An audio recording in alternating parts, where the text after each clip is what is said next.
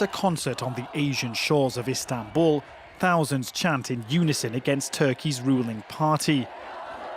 Many of these students have only ever known Recep Tayyip Erdogan as leader. Elin is one of them, a student at Istanbul University where recent protests began. She spent 2 days in detention for taking part in those early rallies. We've only just been freed. We came from the campus. Lots of our friends have been arrested or are under house arrest. We're still here. There's lots of people. They took our youth. They took away our future. We aren't scared. We're here. They can't scare us. They arrest everyone, but we're still here. We will continue.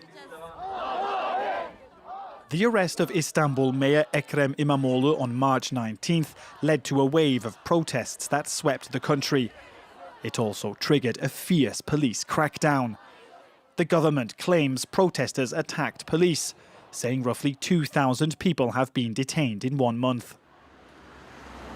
We meet the mother of one detainee. 20-year-old Jana was taken from his home in a dawn raid on March 24th for not dispersing after a protest. No, Jana hasn't come home. They haven't released him. Jana's friends have come to support Gulizar as she waits for news.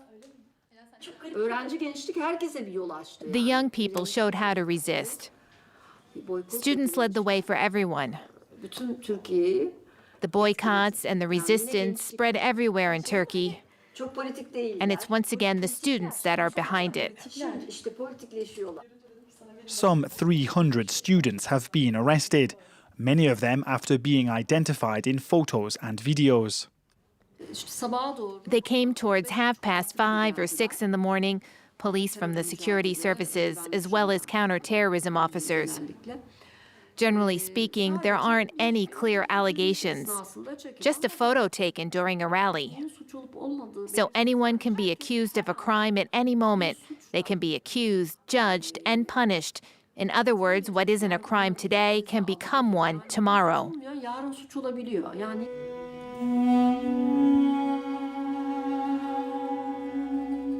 Both friends and anonymous well-wishers have sent letters of support.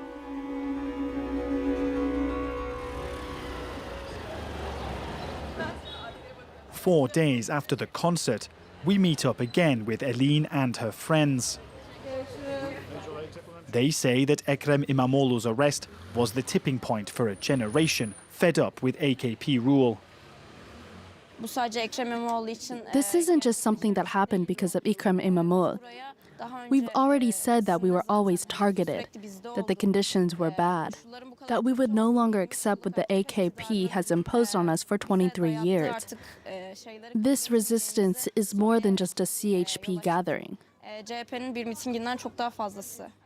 I was born and I grew up in a working-class family, and Erdogan's government has only led to oppression, bans, and an economic crisis.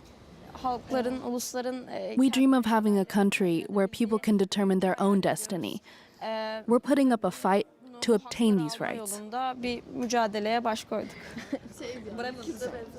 All four students accuse the police of mistreatment.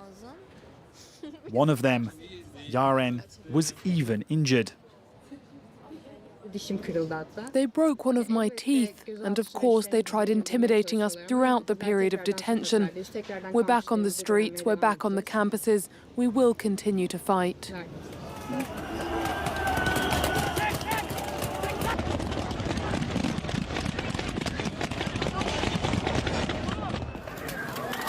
Milena Buyum, senior campaigner for Amnesty International in Turkey, has reviewed dozens of allegations of police violence since the beginning of the protest movement.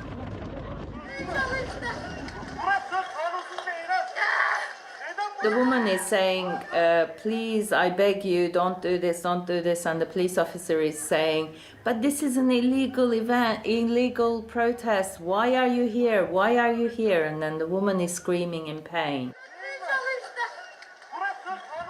I think there are very serious, very severe backsliding in human rights and restrictive laws and practices by the authorities that is limiting people's enjoyment of their rights. I mean, the use of the judicial processes, systems, especially of police detention and the possibility of pre-trial detention in prison is intended to create an atmosphere of permanent fear.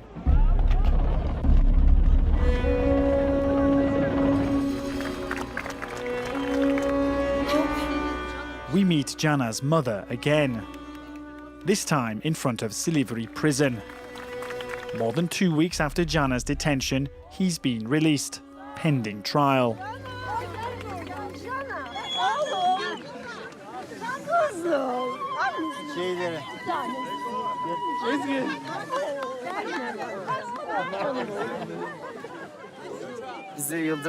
We have shown them that they cannot intimidate us. They can lock us up and detain us, but that won't stop us from fighting.